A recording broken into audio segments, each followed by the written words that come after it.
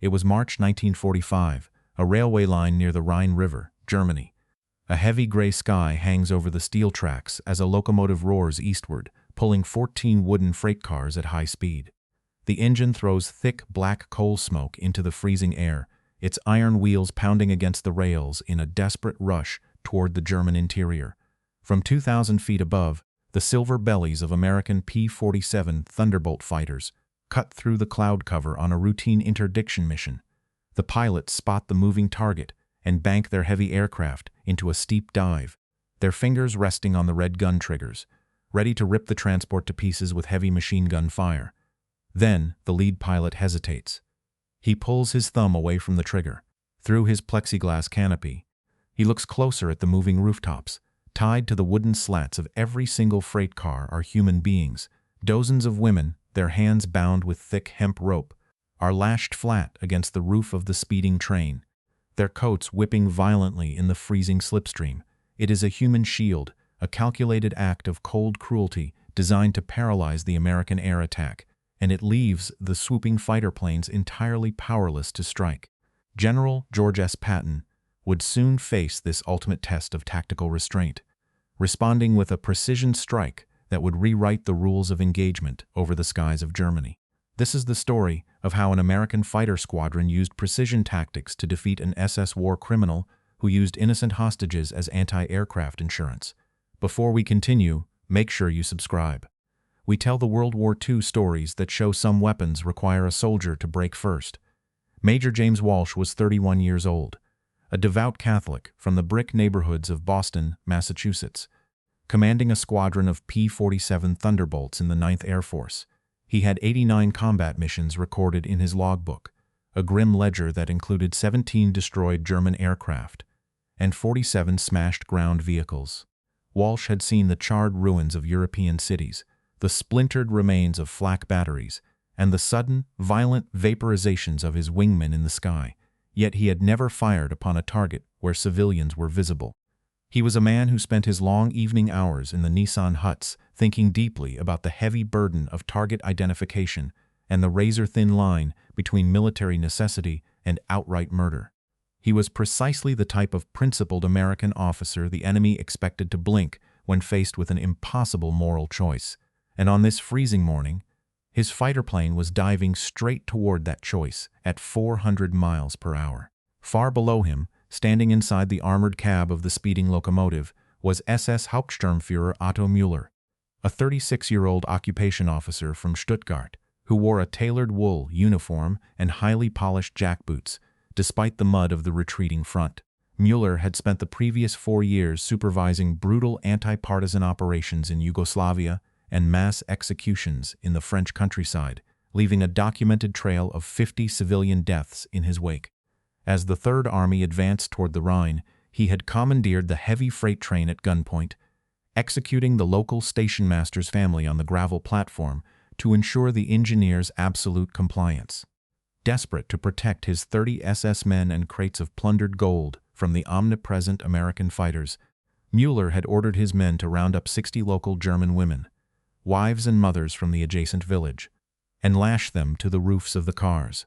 He calculated with cold precision that the squeamish Americans would never risk killing innocent women to destroy a train, ensuring his safe passage into the German interior.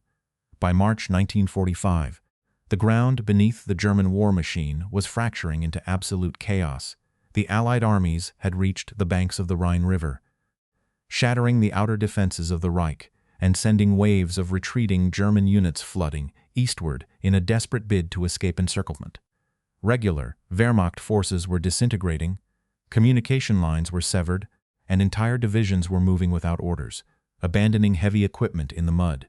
In this vacuum of authority, fanatical SS units began operating as independent, lawless entities, commandeering whatever vehicles remained and executing anyone who delayed their retreat. The skies belonged entirely to the Allies, with American fighter bombers roaming the German countryside at will, striking any locomotive, truck, or fuel tanker that dared to move during daylight hours.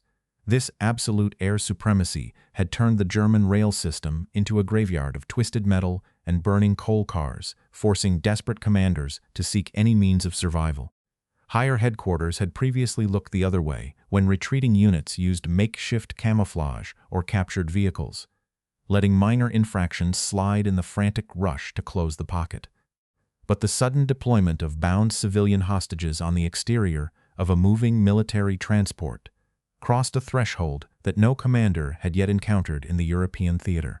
The P-47 fighters continued to circle the speeding train in a wide predatory arc, their engines humming through the clouds while the radio waves crackled with urgent demands for a decision.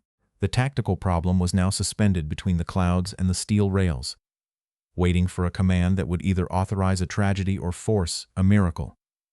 Major Walsh leveled his aircraft and pressed his throat microphone. He called his second-in-command, Lieutenant Robert Miller, who was flying tight on his right wing. "Miller, we have women on the roofs," Walsh said. "I see them, Major. They are tied down flat," Miller answered. "We cannot strafe the cars," Walsh said. "If we let them go, they cross the river into the interior," Miller said. Walsh climbed his fighter back into the cloud layer to think. He knew the Army regulations on target discrimination by heart. He knew that allowing a fanatical SS unit to escape with stolen goods and fresh blood on their hands was an impossible option. He clicked the radio back on. "We are not letting them go," Walsh said. Inside the train, Mueller stood by the engineer with a loaded Walther pistol pressed against the man's neck. The engineer kept the throttle thrown wide open. "They are pulling away," Mueller said. "The American planes are just circling," the engineer muttered. "They will not shoot," Mueller said. "The Americans are weak. They see women and they become cowards. Keep this engine at full pressure." Miller spotted the train accelerating near a bend in the river. He radioed Walsh immediately. "Major, she is hitting 60 miles an hour," Miller said. Walsh looked down at the silver boiler of the German locomotive. The engine was the heart of the machine. If the engine died, the cars would stop. "Miller, look at the boiler," Walsh said. "It is a small target from this altitude," Miller answered. "We are going down in line astern," Walsh said. "We fire only at the steam dome and the firebox. Do not let a single .50 caliber round drift back into those wooden freight cars. This is a dangerous run for a low-level pass," Miller said. "We are going anyway," Walsh said. Walsh switched his radio frequency to the Tactical Air Control Center at 3rd Army Headquarters. He reported the exact coordinates, the 14 freight cars, the 30 SS men inside, and the 60 hostages tied to the roofs. He stated his intention to disable the locomotive without hitting the transport cars. The report reached Patton within the hour.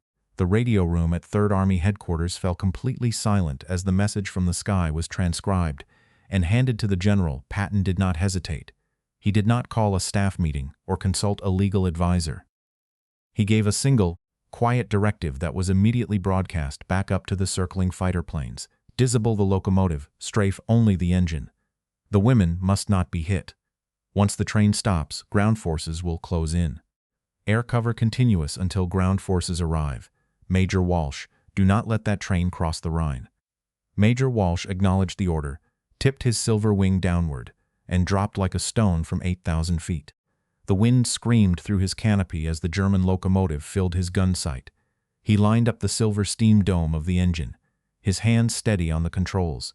At 1,500 feet, he squeezed the trigger. 850 caliber machine guns roared from the wings of his P-47, sending a hail of heavy armor-piercing bullets slamming into the iron boiler.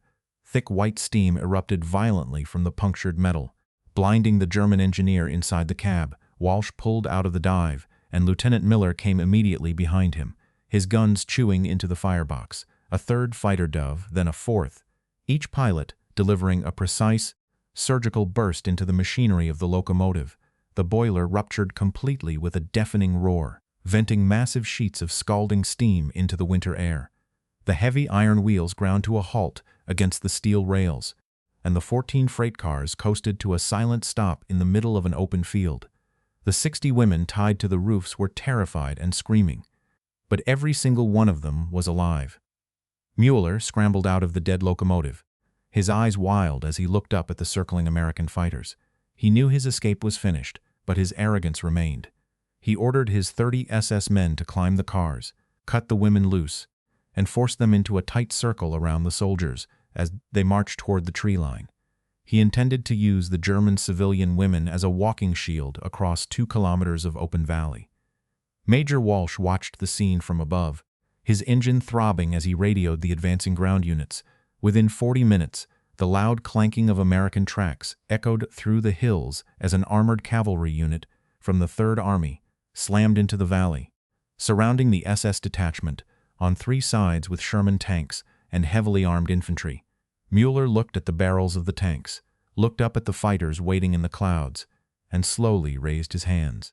The armored cavalrymen moved with rapid, lethal precision, dismounting from their vehicles with fixed bayonets and M1 rifles aimed directly at the center of the German formation. The American sergeant in charge did not offer a greeting or demand a formal surrender.